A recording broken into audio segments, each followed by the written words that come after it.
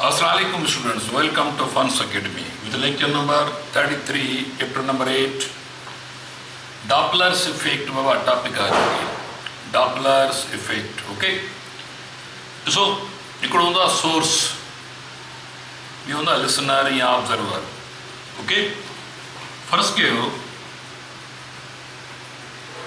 ही बाबा ॿुधंदड़ा, observer आ, okay? इकड़ो है source, जंहिंमां आवाज़ सोनोरस बॉडी आहे, हिन मां आवाज़ लहरनि जी सूरत में बाबा पहुचे थो वञी केसि ताईं ॿुधंदड़ जे कन ताईं। हाणे हिन मां एक्चुअल लहरूं केतिरियूं निकिरी रहियूं आहिनि, फर्स्ट कयो हिन मां लहरूं निकिरी रहियूं आहिनि 200 हर्ट्ज़ जो टोन हिन मां जारी आहे, त हिन जे कन ताईं बि जेको ऑब्जर्वर जे कन ताईं ॾिसो ॿई रेस्ट में आहिनि, सोर्स बि हिते ई बीठो आहे, ऑब्जर्वर कुछ डिस्टेंस ते वेठो आहे, स्पीकर या सायरन हले थो पियो, हिन जे कन ताईं लहरूं पुॼी रहियूं आहिनि। ही जेके फ्रीक्वेंसी रिसीव कंदो या साॻी फ्रीक्वेंसी हूंदी 200 हर्ट्ज़ जो टोन फर्ज़ कयो, ओके।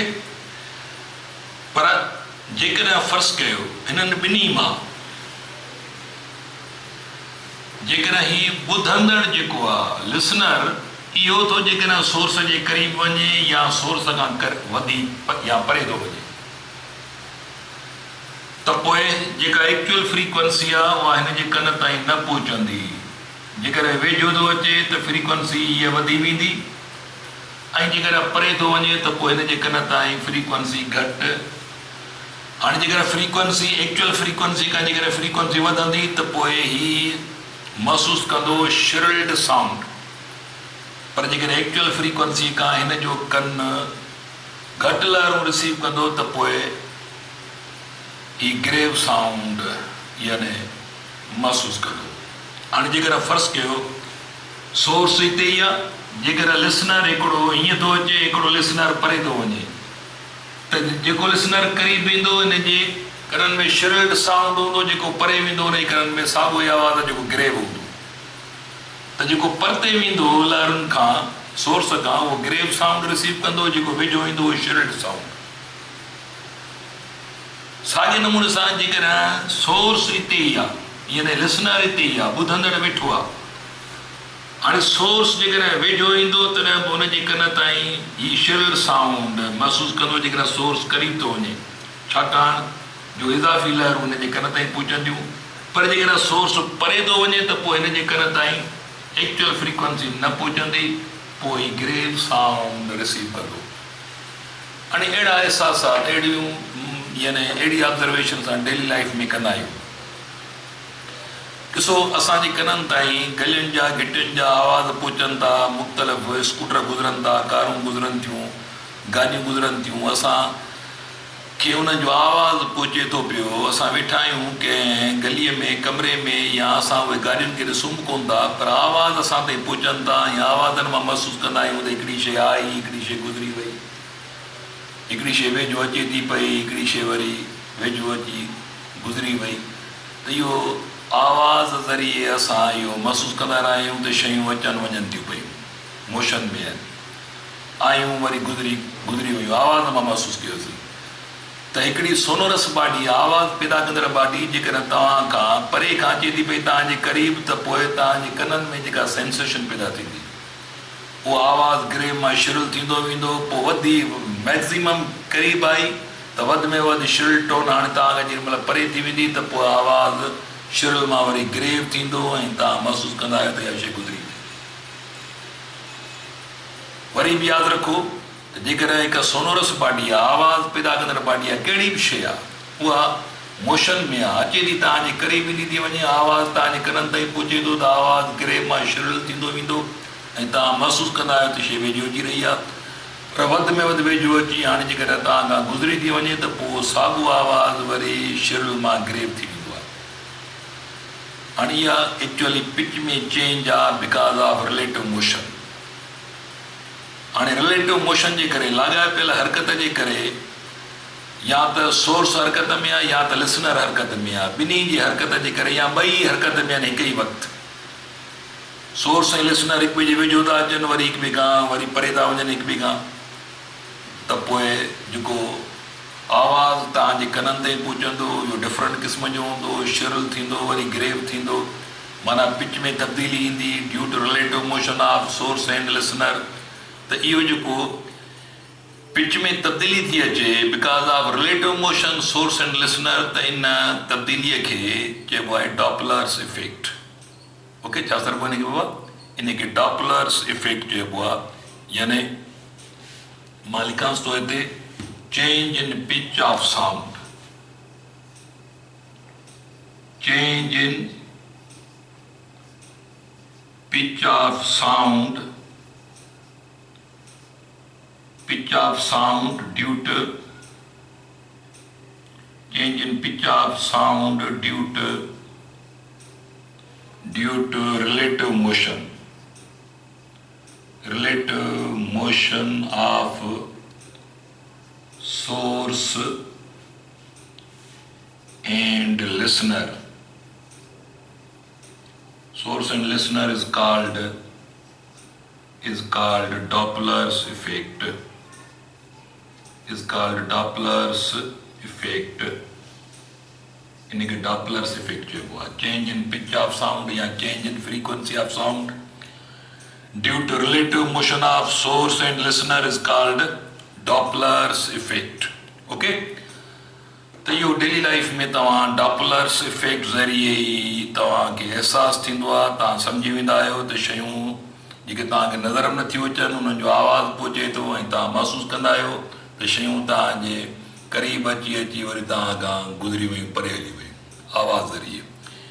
मिसाल जेकॾहिं फ़र्ज़ु कयो असां ट्रेन जे प्लेटफॉर्म ते वेठा आहियूं, वेटिंग रूम में वेठा आहियूं, ट्रेन ॾिसूं कोन था पर परे खां आवाज़ु अचे थो पियो, ट्रेन जो पहिरियां आवाज़ु ईंदो ऐं ट्रेन परे खां ईंदी आहे, तव्हांखे महसूसु थींदो आहे त ट्रेन क्लोज़ अची रही आहे। इहो आवाज़ में आवाज़ु गिरे मां शिरल थींदो वेंदो, पर जेॾीमहिल ट्रेन पास थी वेंदी तव्हां खां ॿिए कान थी त पोइ उहो आवाज़ मां ई सम्झी वेंदा आहियो त ट्रेन आई ऐं गुज़री वई, त आवाज़ु शिरल मां वरी छा थी वेंदो, ग्रेव थी वेंदो।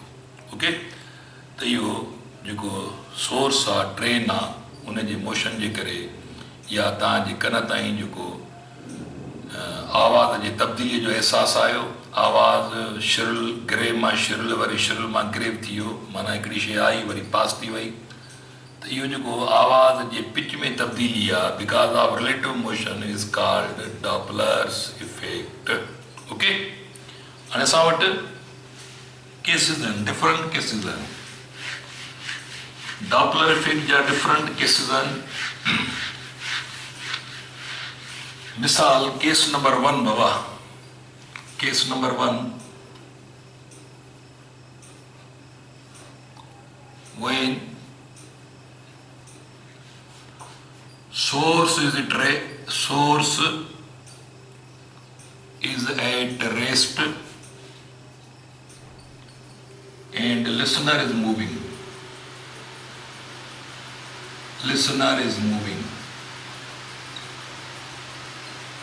ठीक है, सोर्स रेस्ट में आहे, माना त ही सोनोरस बॉडी आहे जेका रेस्ट में आहे, हिते इन मां आवाज़ निकिरी रहियो आहे,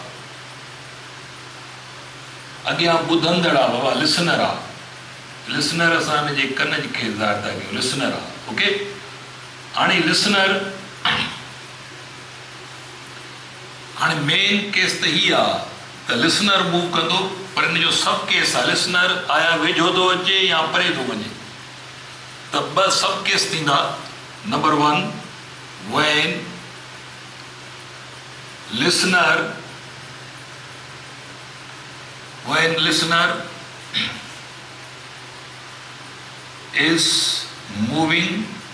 is moving towards, हिकिड़ो मिनट मां हिनखे थोरो अलॻि करे थो लिखांसि, हिकिड़ो मिनट बाबा, सॉरी। ॾिसो केस नंबर 1 इज़ा करे लिखोसि, number 1 case number 1 when source is at rest, source is at rest and listener is moving. Listener is moving. ठीक है, या listener is in motion तॾहिं ॻाल्हि साॻी आहे. लिसनर हरकत में आहे, सोर्स रेस्ट में आहे.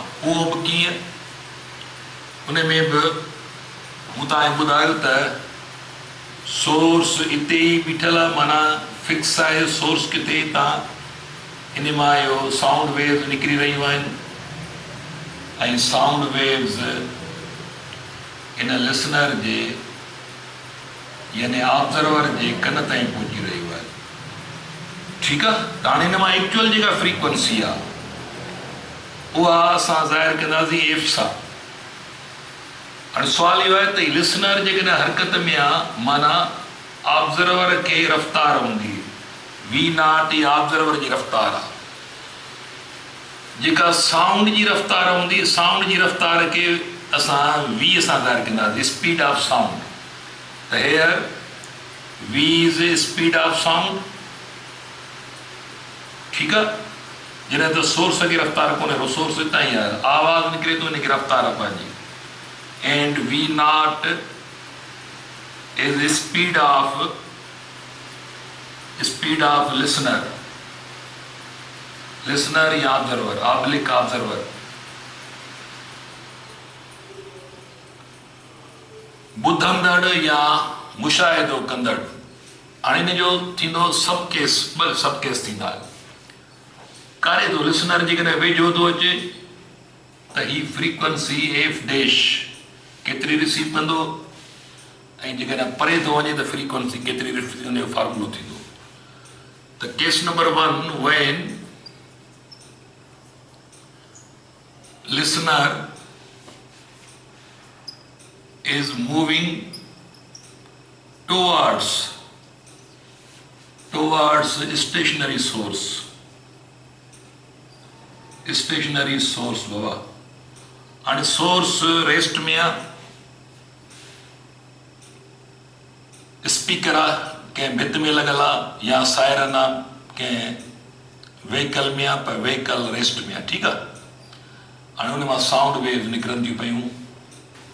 ॿुधंदड़ वेझो थो अचे, केतिरी रफ़्तार सां, वी नॉट. ॾिसो बाबा, ॾिसो जेकॾहिं ॿई रेस्ट में हुजनि हा त पोइ actual frequency is equal to, यादि रखिजो त speed of sound upon wave length. Okay, पर यादि रखो जेकॾहिं हाणे ही इस्तेमालु कयूं आहे फॉर्मूलो, जेकॾहिं ही ॿई रेस्ट में आहिनि त पोइ हिन जे कन ताईं फ्रीक्वेंसी केतिरी थी पहुचे, ही फॉर्मूलो. पर now F dash is frequency received by listener is equal to speed of sound में बाबा, सो ऑब्जर्वर जी रफ़्तार एड कबी अपॉन वेव लेंथ. त हाणे frequency received by observer is equal to, यादि रखिजो त V naught additional amount receive कंदो. वी नॉट एडिशनल माना सां ऑब्जर्वर जी रफ़्तार, साउंड जी रफ़्तार में ऑब्जर्वर जी रफ़्तार एड कबी. ओके, त V is equal to V naught, जॾहिं त वेव लेंथ जेका हूंदी आहे बराबरि wave length is equal to speed upon frequency. त असां wave length is equal to speed of sound upon frequency. तो बाबा याद रखिजो, the frequency received by moving observer is equal to V plus V naught upon V. ये फ्री मथे खणी वञो. ठीकु आहे, त हिनखे frequency is equal to V velocity of sound upon velocity of sound plus velocity of observer upon velocity of observer. Actual frequency इन में cancel. The frequency received by observer is equal to 1 plus V naught upon V into actual frequency. Okay? ताणी ही formula है, यानी याद रखो त जेको ॿुधंदड़ वेझो ईंदो त केतिरी फ्रीक्वेंसी रिसीव कंदो, इन फार्मूला ज़रिए असांजी कैलकुलेशन थींदी. पर उहो केतिरो अमाउंट इज़ाफ़ी थो रिसीव करे, त त इहो बि जेकर असां हिन फॉर्मूला में असां जेकर ॾिसणु चाहियूं त फ्रीक्वेंसी इज़ इक्वल टू हीअ अंदरि मल्टीप्लाई कयो actual frequency plus V naught F upon V. हाणे हीअ इज़ाफ़ी ही अमाउंट आहे जेको ही ॿुधंदड़ रिसीव कंदो, त ही इज़ाफ़ी अमाउंट छा ते डिपेंड थो करे पियो? इज़ाफ़ी अमाउंट ॾिसो त ही कांस्टेंट शइ हूंदी, स्पीड ऑफ साउंड कांस्टेंट। हाणे जेकर ऑब्ज़र्वर जी रफ़्तार आहे, हीअ ऑब्ज़र्वर जेतिरो स्पीड सां ईंदो ओतिरो अंग वधंदो, वधंदड़ अंग एड थींदो, माना रिज़ल्ट तव्हांखे इंक्रीज़ड मिलंदी। त हिन जे वधंदड़ फ्रीक्वेंसी जो दारोमदार कंहिं ते आहे? उहो डिपेंड थो करे संदसि ई रफ़्तार ते। जेतिरी संदसि रफ़्तार ज़्यादा हूंदी ओतिरो ही अंग वॾो थींदो, एड थींदो, रिज़ल्ट ओतिरी, माना this is frequency received by moving observer when is moving towards the stationary source. The इज़ाफ़ी amount v naught f upon v, speed of observer, actual frequency, speed of यानी साउंड, ही additional amount आहे जेको ॿुधी रहियो आहे। Okay, पर जेकर इहो साॻियो ई ऑब्ज़र्वर बाबा हेॾे नथो अचे पर परे थो वञे, फर्ज़ कयो हीअं परे थो वञे, he is moving away from the source, stationary source, त पोइ यादि रखे छॾियो जेकर परे वेंदो त पोइ फार्मूला बाबा, पोइ फार्मूला, पोइ जेको फ्रीक्वेंसी received by यानी number 2 when listener is moving away, लिखंदासीं यानी away from ही नंबर सब केस नंबर 2 परे वेंदो त पोइ छा थींदो? पोइ यादि रखे छॾियो त F dash is equal to speed of sound upon wave length. हाणे साउंड जी स्पीड मां संदसि स्पीड आहे, ऑब्ज़र्वर केतिरी रफ़्तार खां परे वञे उहा माइनस थींदी, त ही वेव लेंथ ख़बर आहे असांखे त इहा बराबरि आहे wave length is equal to speed of sound upon frequency. वरी मथे खणी वञूं हिनखे त frequency received by moving observer moving away from stationary source, that is equal to बाबा V minus V naught upon V into actual frequency. त हाणे speed of sound, speed of sound, speed of observer, actual frequency. Okay, या वरी this will be equal to, तव्हां हिनखे arrange कयो, speed of sound upon speed of sound minus speed of observer upon speed of sound into actual frequency. हिन में cancel, त this will be equal to 1 minus V upon V into actual frequency. Okay, त हाणे ही बाबा तव्हां वटि फॉर्मूलो ठही आयो। हाणे जेकर असांखे लिसनर जेको आहे केतिरी फ्रीक्वेंसी रिसीव कंदो जेकर सोर्स खां परे वञी रहियो आहे, त ही फॉर्मूलो इस्तेमालु कबो। त ॾिसो एक्चुअल फ्रीक्वेंसी अंदरि मल्टीप्लाई कयो minus V naught upon V into F. ॾिसो त ही अमाउंट माइनस थो थिए पियो, एतिरो अमाउंट घटि रिसीव कंदो, माना परे थो वञे त ग्रेव साउंड, वेझो ईंदो त श्रिल साउंड रिसीव कंदो। ठीकु आहे, त अहिड़े नमूने सां जेको फार्मूलो जनरल फार्मूलो कहिड़ो ठहियो? जनरल फार्मूलो ही वञी ठहियो, जेकर ऑब्ज़र्वर मोशन में आहे त फ्रीक्वेंसी इज़ इक्वल टू बाबा 1 plus minus V naught upon V into F.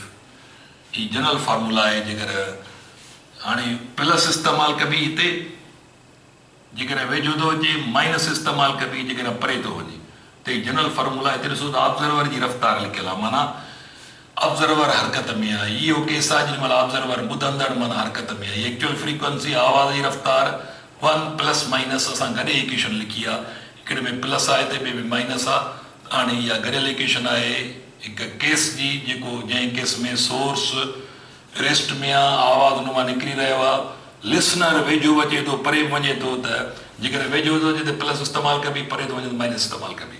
इहो नोट करे छॾिजो। ओके, त अहिड़े नमूने सां वरी जेकर असां फ़र्ज़ कयो केस नंबर 2 आहे, केस नंबर 2 में बाबा असां इस्तेमालु कंदासीं case number 2, main case number 2, when Listener is at rest. Listener is observer. Observer is at rest and source is moving. Source is moving. Source हरकत में है. Okay? आणि source हरकत में है. Listener इतनी बिठुआ. Listener आणि listener rest में है. At rest. Listener at rest आ बाबा. ठीक है? Listener rest में है.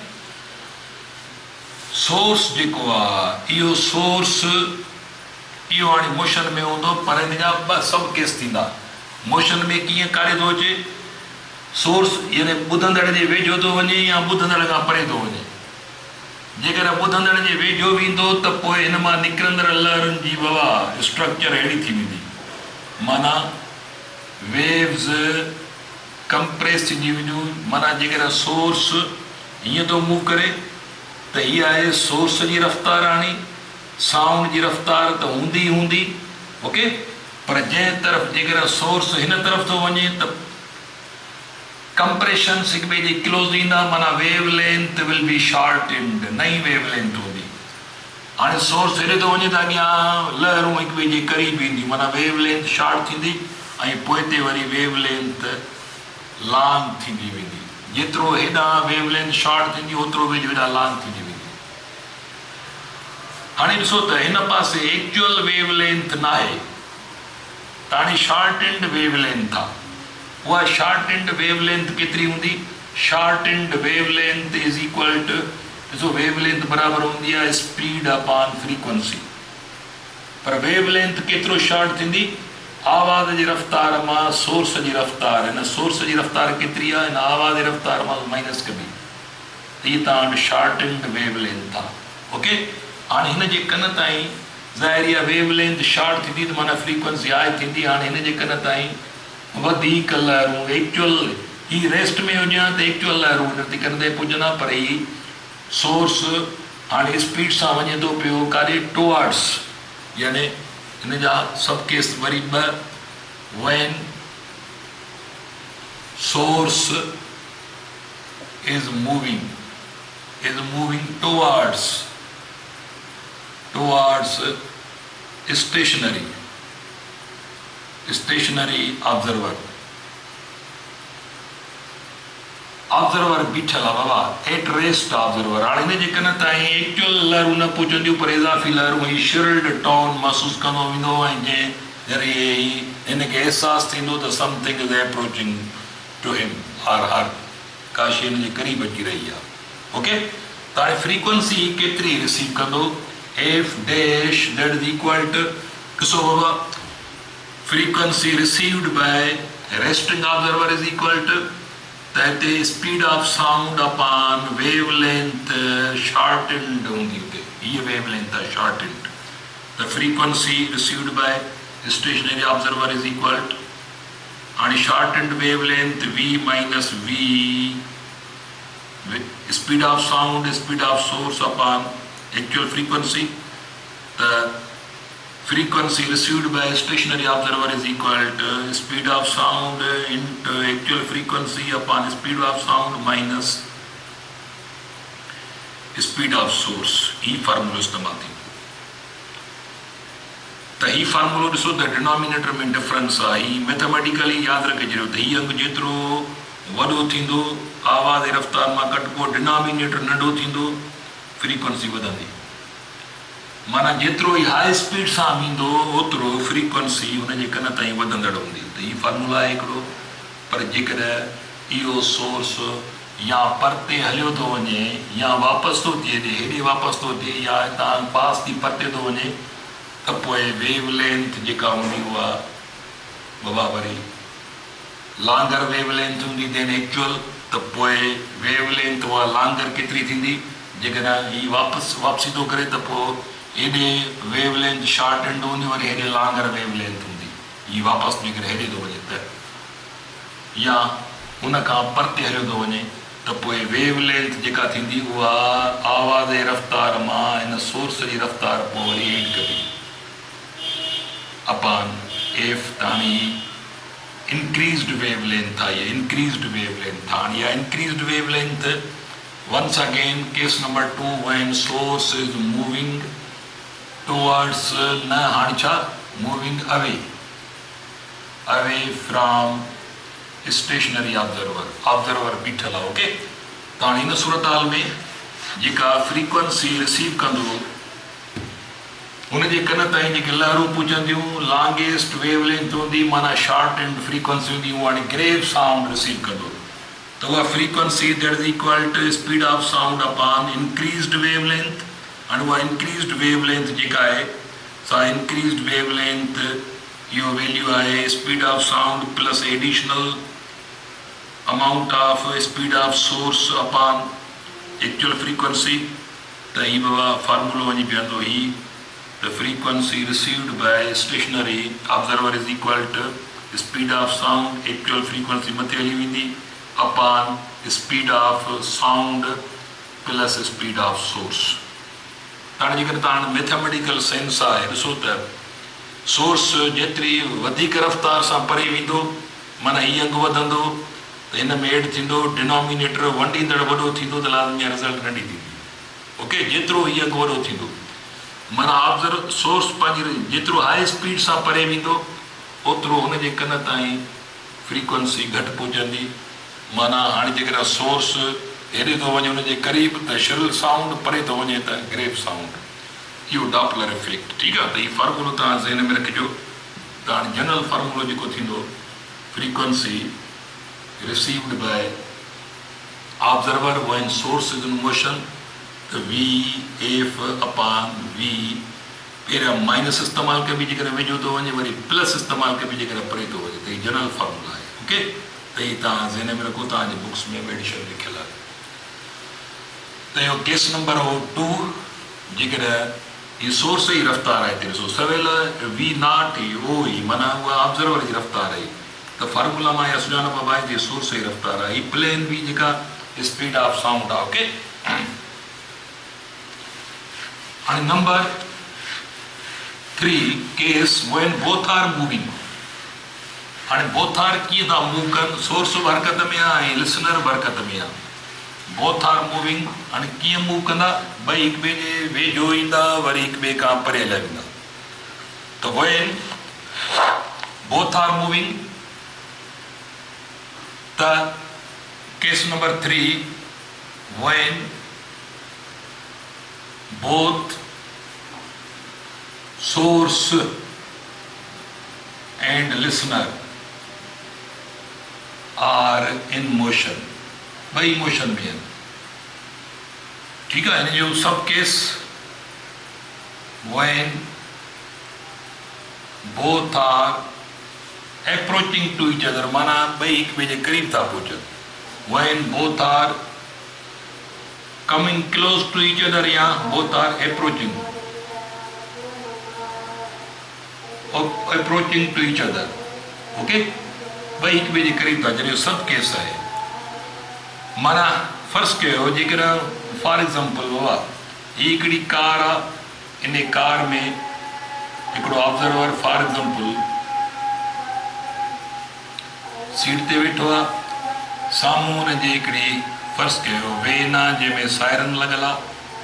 ठीकु आहे हाणे हीअ सायरन माना सोर्स हिन में लॻल आहे. हाणे वेन जी स्पीड जेका सोर्स जी स्पीड आवाज़ खे पंहिंजी रफ़्तार त आहे हाणे सोर्स खे बि रफ़्तार आहे प्लस ऑब्जर्वर इहो बि कंहिं गाॾीअ में आहे इहो बि अचे थो ॿई हिक ॿिए जे वेझो था अचनि त पोइ हिन जे कन ताईं जेका ॾिसो लहरूं हिन जे कन ताईं पहुचंदियूं हिन जे कन ताईं हाणे केतिरियूं लहरूं पहुचंदियूं त इहे लहरूं जेके आहिनि से यानी frequency received by moving observer from moving source.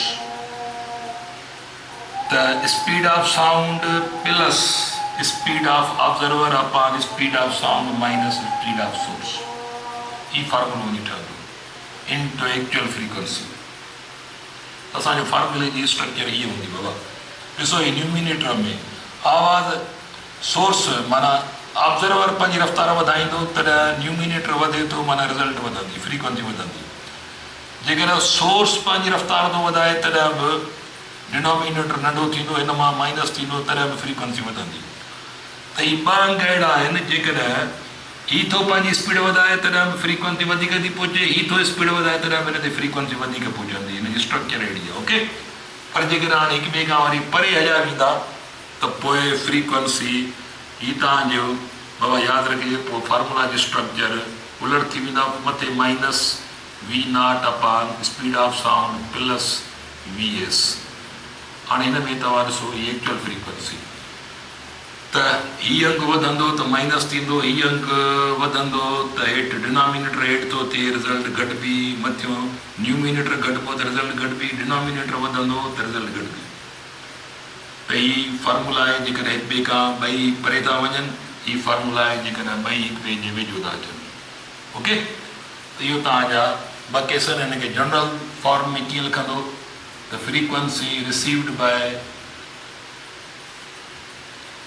listener or observer when both source and observer are in motion, the speed of sound plus minus speed of observer upon speed of sound minus plus speed of source. Okay, ताणी याद रखो actual frequency बाबा ही plus ही minus, मथे plus हेठि minus, ये मथियां symbol इस्तेमालु थींदा जेकॾहिं इहे ॿई हिक ॿिए जे क़रीब था अचनि, यादि रखी छॾियो। ऐं वरी ही असांजो सिंबल इस्तेमालु थींदियूं जेकॾहिं ॿई हिक ॿिए खां वरी परे था वञनि। ओके, त इहो जनरल फार्मूला आहे when both are in motion. इहो तव्हांजो डॉपलर इफेक्ट हो। हिन ते बाबा थोरी हिन फार्मूला जी प्रैक्टिस करे छॾिजो। वधीक असां वरी ॿिए लेक्चर में था कंदा, तेसि ताईं अल्लाह हाफ़िज़।